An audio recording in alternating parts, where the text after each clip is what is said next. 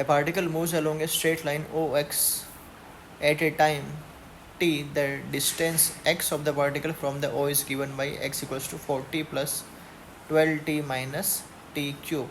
How long would the particle travel before coming to rest?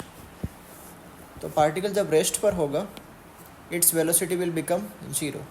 हमें question में particle की position given है as a function of time, और जब velocity zero होगी उस मोमेंट पर हमें पार्टिकल कितना डिस्टेंस चल जाएगा ये हमसे क्वेश्चन में पूछा गया है. तो we know that if x is variable we can write v equals to D X by D T. तो हम x को डिफ्रेंशिएट कर देते हैं, पोजीशन को डिफ्रेंशिएट कर देते हैं टाइम के साथ में. तो 40 का डिफ्रेंशिएशन, सिंस 40 कांस्टेंट है, कांस्टेंट का डिफ्रेंशिएशन विल बी 0.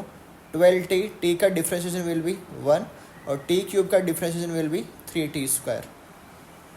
अब इस वेलोसिटी को हम 0 के इक्वेट करेंगे तो हमें टाइम मिल जाएगा. टाइम जो आएगा दैट विल बी 2 सेकेंड. अब पार्टिकल की 2 सेकेंड पर हम पोजीशन कैलकुलेट करते हैं, तो इस 2 सेकेंड को हम इस x के अंदर पुट कर देते हैं. तो अगर हम t को 2 पुट करें you will get x equals to 56 metre. अगर हम टाइम 0 पुट करें तो इस x की इक्वेशन में अगर हम टाइम 0 पुट करें you will get x equals to 40 metre.